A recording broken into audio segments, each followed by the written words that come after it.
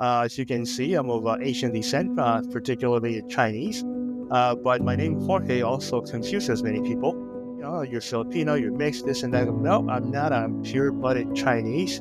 But I was born in Cuba. My parents immigrated to Cuba, so I was born in Cuba. Culturally speaking, I'm partial Cuban. And then I have a very large kind of Chinese cultural identity. Being an immigrant, having to navigate from one culture to another one and try to fit in and understand the rules, it kind of lends so to many of us who come from other cultures your ability to really read between the lines and help to navigate and survive. Sometimes we get so caught up in our own heads that it's really hard to kind of see clearly.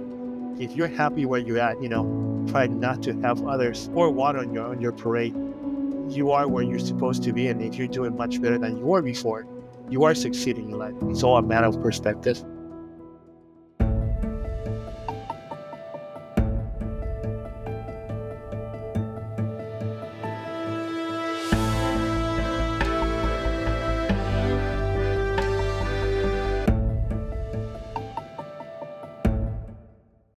Welcome to Just Healing, where we rediscover humanity in our conversations around trauma and celebrate all the unique ways we love and heal.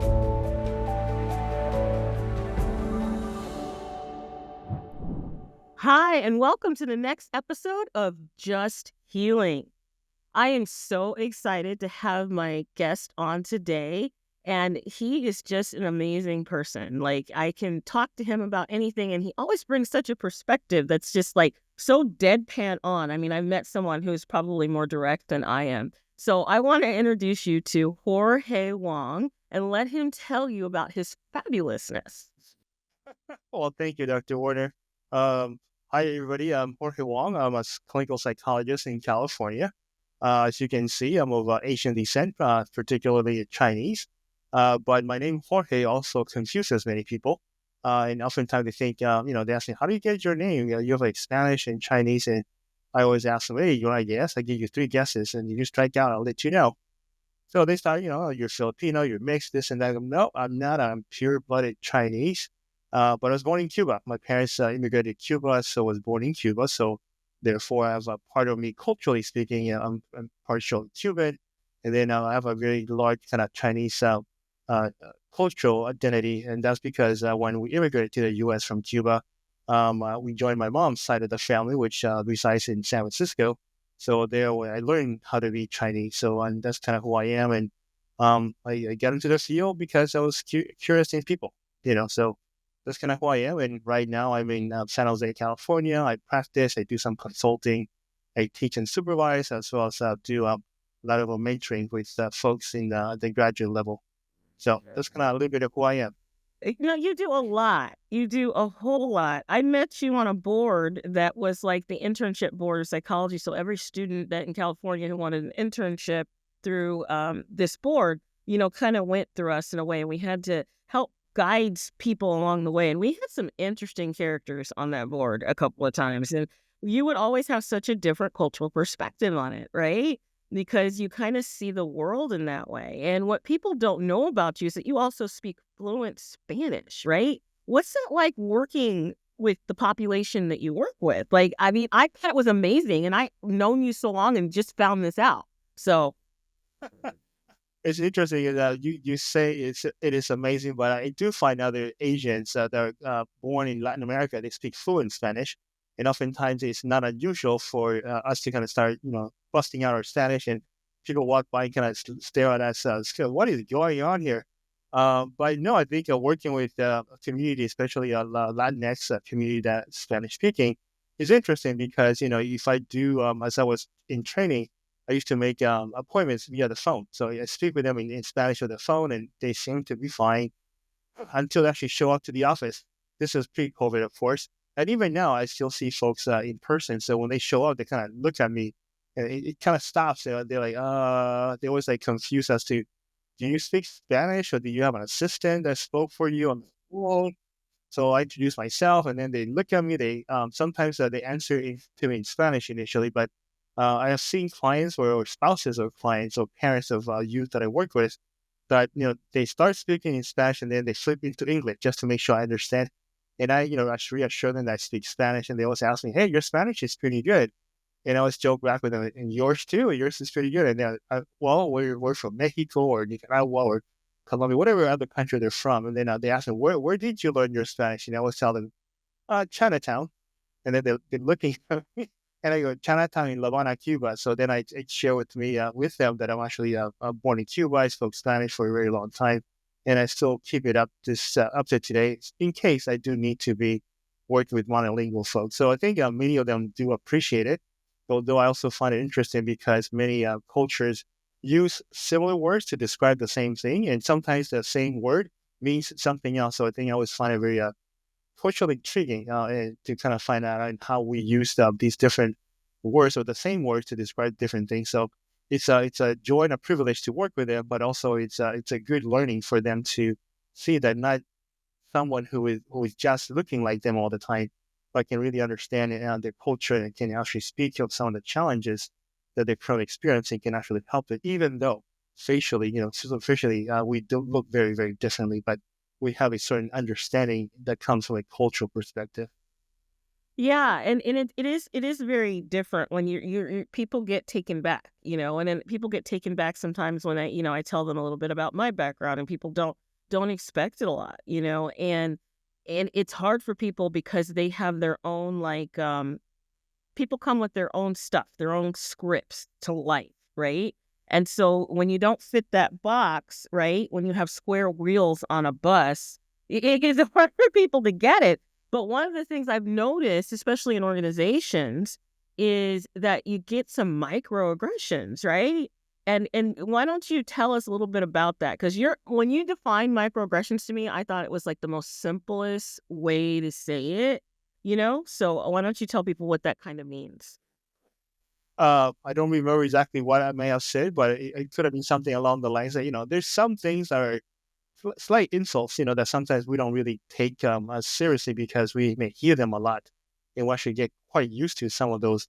But I think academics have defined it as what is a microaggression. There's bigger ones, there's smaller ones, so insults and so forth.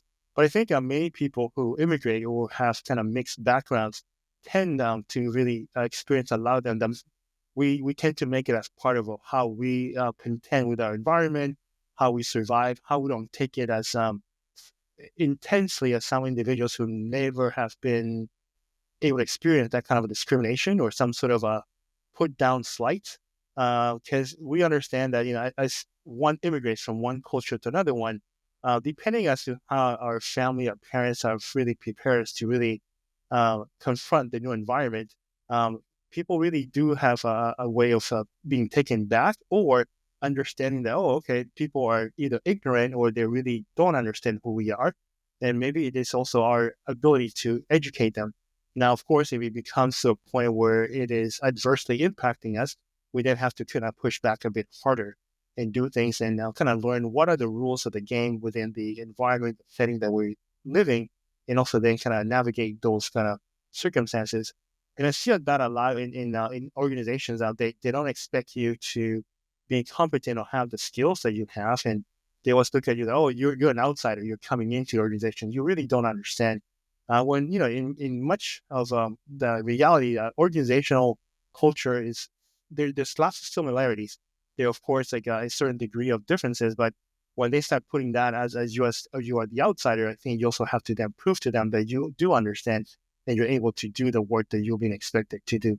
Now, of course, there are challenges within organizations where people feel like, oh, somebody from the inside wanted that particular position and you took it. You're the outsider. So there's a lot of negativity that, of course, we have to work with it.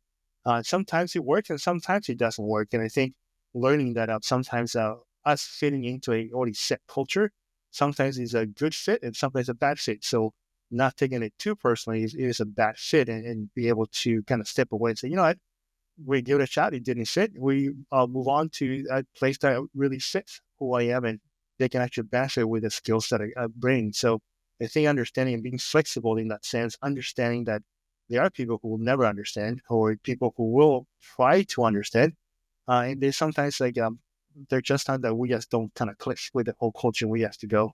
So I think I see that as either organizational microaggressions or individual microaggressions or slights. that we just have to deal with in every day. Because I think even within our cultures, if you really look within, there are, people differentiate themselves by affiliations of populations or last names or skin colors or tones or whatever features one can actually look that it makes them different. I think there's always going to be the us versus them kind of phenomena all over the place. So how to navigate that is really a good way to learn how to deal with challenges within the world. I know a long answer, but hopefully. Well, I know. I remember there was this one time we were out to dinner. You may not have been there that day, but I remember telling you about it. And we went to this popular barbecue restaurant, and I was pretty much, it was me and the secretary were the only two Black people who were in this setting. And this woman next to me, who happened to be white, said, "I'm so surprised that this restaurant is here." And I said, "Well, why?" She goes, "Oh, because we don't have a lot of Black people." And I said, "White people don't eat barbecue?" That was my response. And that is a microaggression because she's categorizing, right? And she didn't even realize what she did, but that told me a lot about who she was, didn't it? Now, I could have got angry, but I didn't. And I think I do recall that instance, and I think as we talked, I share with you that I was very shocked because we were in position of leadership and to try to be much more culturally understanding and tolerant and bring diversity into the training of psychology in California. And you have to have somebody amongst our peers on the board leading these organizations make statements like that when oftentimes those individuals are the ones who are teaching these classes in academic institutions. Seems to be a very kind of conflictual kind of like a mismatch when one can actually do things because of their expected professional roles versus when they're kind of having the guards down and they're just being themselves. And you can see, oh my God, your true personal values oftentimes conflict or very different from how you present professionally. So I think that really tells you as to how people who embrace kind of diversity and differences are really more true to who they are versus those who just, I would say, doing it because it is a expected, I guess, labeled or function within their professional roles are very different. And I think that's kind of where microaggression, you really have to read between the lines, not only as to people's behaviors, how they talk, but also in decisions that are made within organizations for future strategic directions or organizational changes. Right. And I think people don't realize like how much that affects somebody when they're working in there. Because I completely looked at this person differently. Like I was like, wow, what goes on in your house? Like, that you even think that you would say that and to me in front of someone else who also looks like me and not even think that that's weird, right? It's not even wrong. It's weird, right? And you're in a position of leadership. But what I also have noticed is that people don't realize that gender also plays a role in that, right? So you have lots of microaggressions, but just because you're male in a predominantly female-oriented, right, profession. And so why don't we unpack that a little bit and how that feels like maneuvering through this? Yeah, it's interesting you say that because having chosen psychology as a field, it's primarily there's you see a lot of female service providers within the field, and oftentimes they always assume that, oh, you don't understand because you're a guy, you really cannot really empathize or truly understand what it feels like to be in a world that is primarily male dominated in many of our areas, and which I find kind of interesting because I once I get to learn who they are and feel a bit more comfortable, I will share with them that, I work in primarily in many sectors that are primarily run by females. So I feel pretty comfortable and oftentimes kind of get along and they understand. And I tend to be sometimes the only male person within a whole body of females, which is also fine. But I also notice that uh, working with women tend to be a bit more collaborative to some degree, but yet it can also be very toxic if there's like hams and they don't like each other.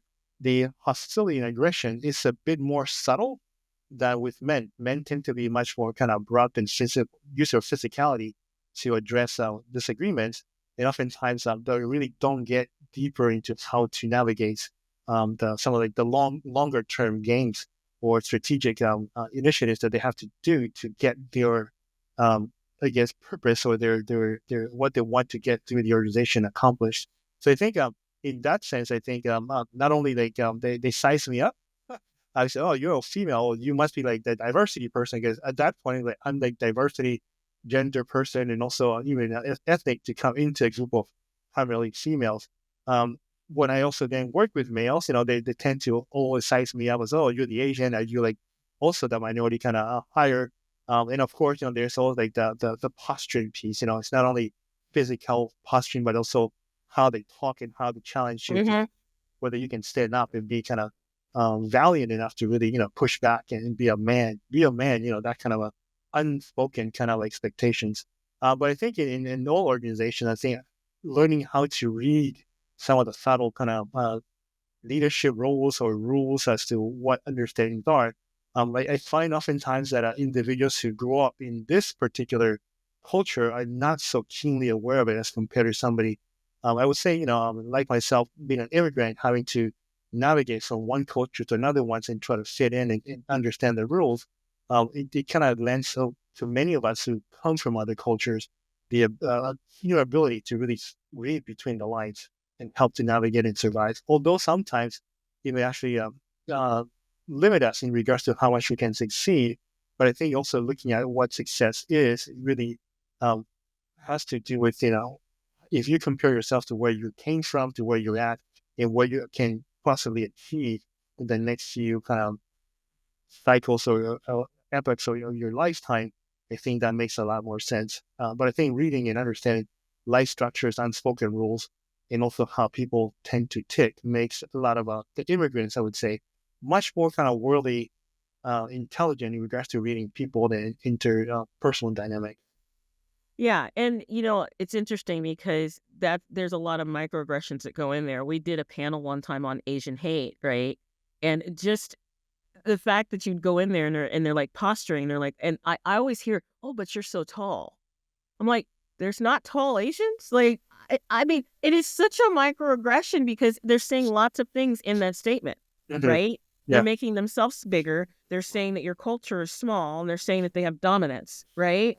And it's just not, people don't even realize that. And then as a man hearing that, because you can't be small, you can't Hmm. not be dominant, right? So that's really what's demasculating, right? Hmm. And it's not okay, but it's so unconscious. That's where the microaggressions come in. They're Yeah. so unconscious, right? Mhm.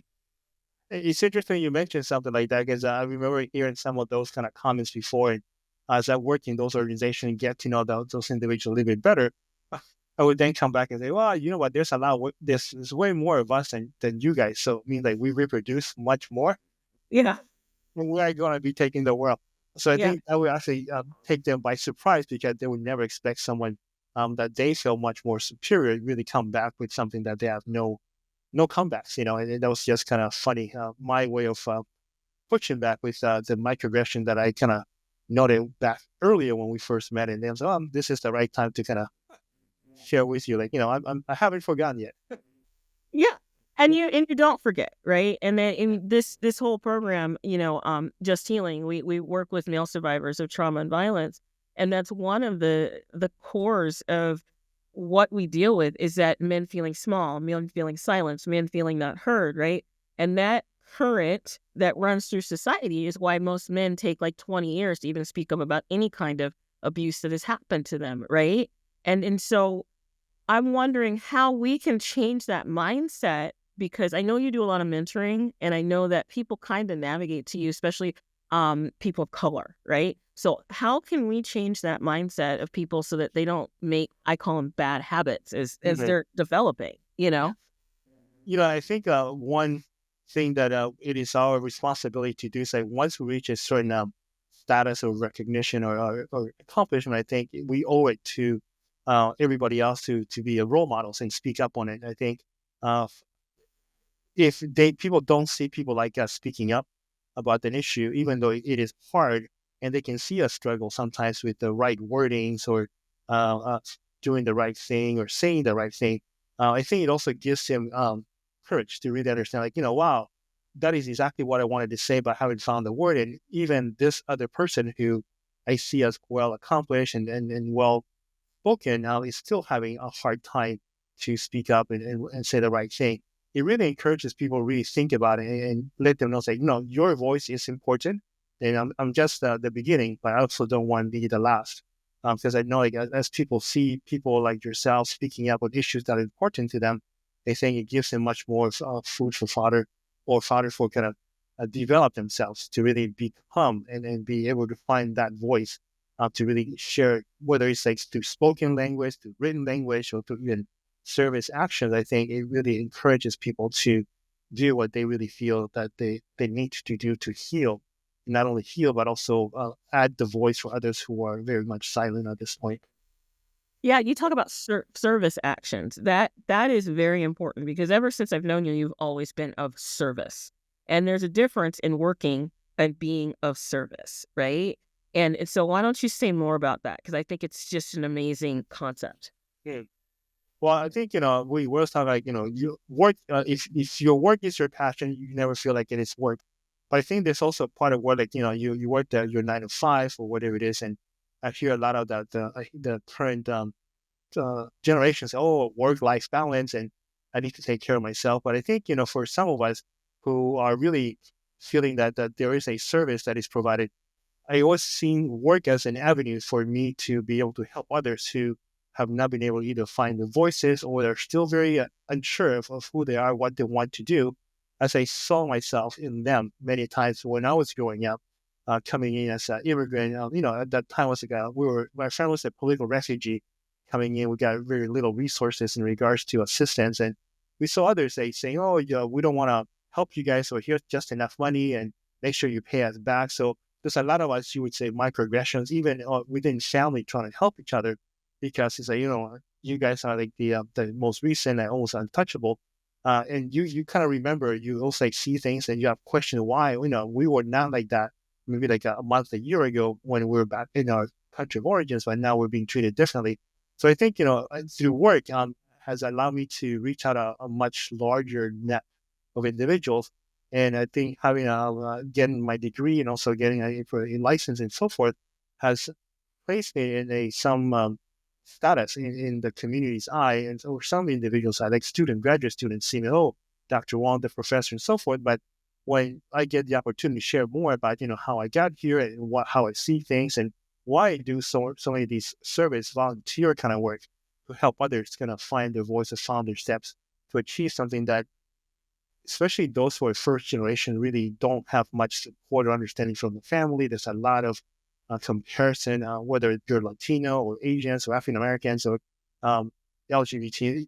Folks really don't understand why is it you're choosing a particular profession that maybe they within the family don't have any knowledge of, and they're always concerned.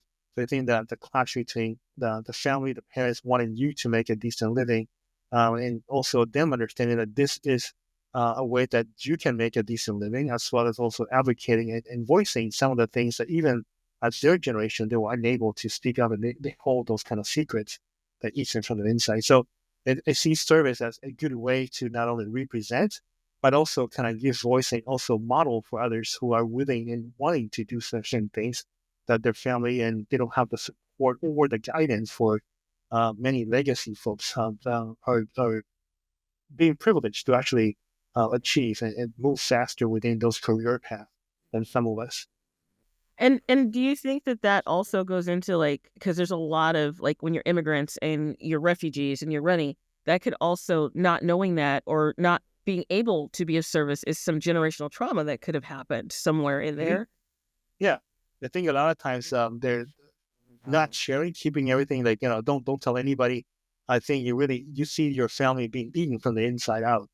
So I think it's also like how do you do it? And I can share an example as like my mom had she suffered a chronic severe mental illness and also a chronic medical condition as a result of that.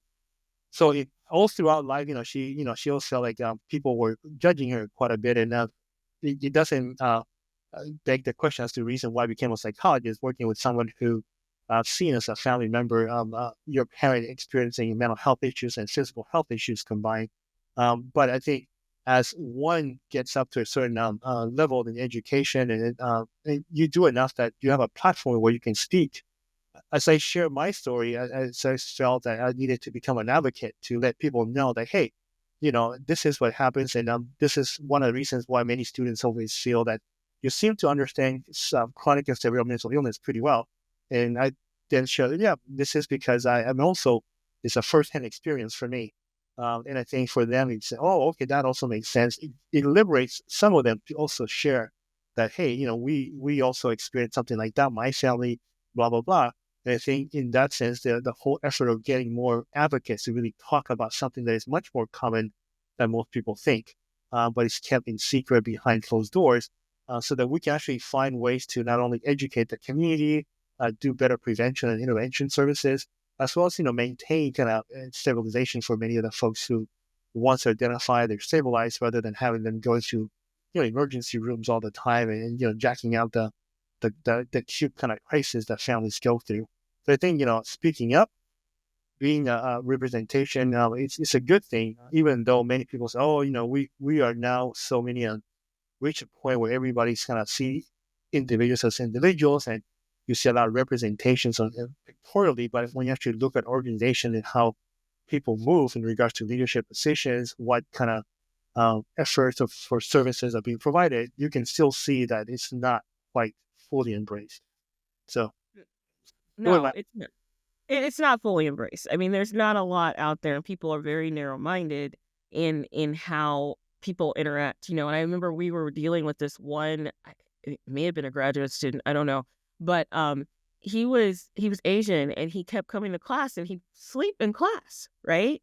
And I remember thinking, like, what is this kid? Is he not taking it seriously or whatever? And I remember you said, why don't you ask him what's happening at home, right? Because it may not be about him. It may be something really cultural that I was missing, right? So I pulled the kid into my house. I mean, into my office.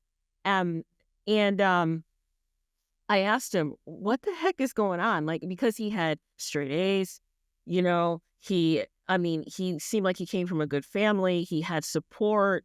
His parents came to the open house. Like, I was kind of confused. And then I found out they ran a donut shop. And if he wanted to go to college, he had to still run the donut shop because they felt like they were passing him on a business, but yet they wanted him educated. So he was torn with being a first generation, getting a doctoral degree, and running this donut shop that they've put their whole life into, right? And I said, well, I don't understand. Why can't you just make the donuts? He goes, no, the donuts have to go in at 3 a.m. Like, there's a time frame. And then if I don't get those donuts out, then we don't have donuts for our business. And then they can't pay my tuition. And now I'm old enough. It's my job. It's my job. And I'm like, and I could see this anxiety, like, just coming over him. And I'm like, how in the world can I work within his context? Because I had to work within his context to help him get through this, because I can't change that he has to put those donuts in at 3 a.m. I can't change that he's under pressure to get a doctoral degree from his family, and he wants one. What I can do is help him realize that this is his normal and that there's nothing wrong with him, because he didn't even make friends. He was so embarrassed to tell people he had to run this donut shop, and I'm just like, that's not embarrassed, and then he started bringing people donuts, because I was like, there's nothing embarrassing. Your peers will support you if they know that, because they get free donuts, right? And so I had to work within his context. But if I hadn't asked you, that's a simple question, because I didn't get it. I am not from his culture. I did not understand those variables that I was missing, and doing that is how you stop some of that silo-ness, that happens in organizations.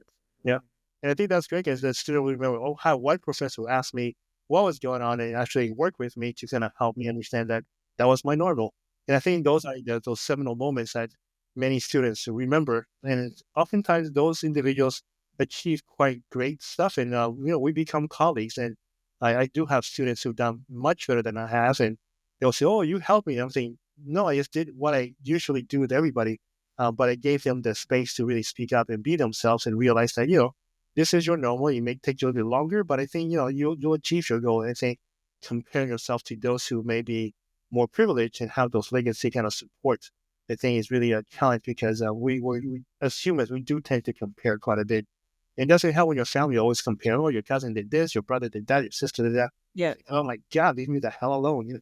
And that's very cultural, right? that, he's doing this. And it's like, dude, stop it. Leave me alone. They have different variables in their lives, right? But people don't realize is in families that people do that all the time, but that is their normal. And like, to bring it back home, a lot of times people don't realize people who are traumatized or men who are experiencing these microaggressions or have trauma in their background, they're not going to tell anyone in their organization. They're not going to talk about that because their normal is to deal with that's festering inside, right? And deal with that generational stuff, like you said, that's going to explode one day, right? It's very hard for people. Right. So yeah, I think it's also important that we see that. I think reach out and let them know, hey, I see you. I'm here to kind of offer some support if you need to, but also letting them know that there is somebody who can see them and understand some of the things that they want to deal with, only if they want to reach out. So giving them the choice. So Jorge, I have a question for you. You do corrections, you do mentoring, you do so much. You have your own practice, which I found out is right near me. So that's why I like to eat with you and you're my little food buddy, right? What is next for you in Horizons? I can't see the sky's the limit, but like seriously, you do so much. What is your dream? That's an interesting question. I think I run into a lot of people who say, oh, next 5 years I'm going to do this. Everything is planned out. And what I've learned over my life is like, as much as you plan, sometimes things don't work out and people get extremely disappointed. So I'm more of a type like, I'll do what I'm doing right now. And then, I see what opportunities come up and always, see it as a curiosity as to, what else can I do?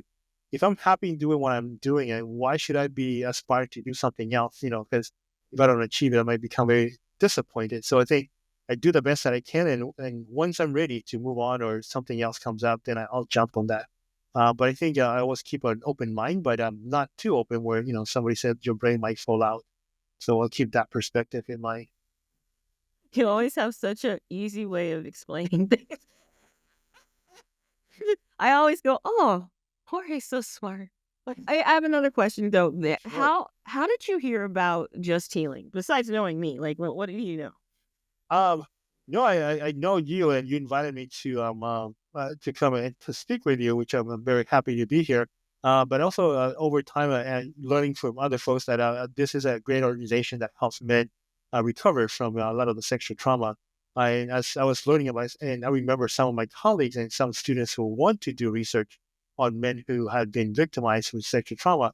It's really hard to find a population because they're so damn stigmatized. So I think this is a great opportunity. And I think you also invited me before to your other conference, the Scripps conference, which also talk about males in trauma. So I think, I'm glad to be here. So, and, whatever else I can contribute, I'd be happy to do so. Well, thank you so much. And what do you want to leave us with? What are your final thoughts? Final thoughts. Sometimes I don't believe the hype. You always go, find some, as I call it, independent kind of collateral information that could justify some of the things that you're thinking about, because sometimes we get so caught up in our own heads that it's really hard to kind of see clearly. And I always say, like, if you're happy where you're at, try not to have others comparison kind of, I guess, pour water on your parade. Because I think, you are where you're supposed to be. And if you're doing much better than you were before, you are succeeding in life. It's all a matter of perspective. Yeah, it is a matter of perspective. I think that's beautiful, And how do people get in touch with you? Easiest way, my email is jorgewongphd@gmail.com. And that should be the best way. Well, thank you so much. And thank you for listening to this episode of Just Healing. Thank you.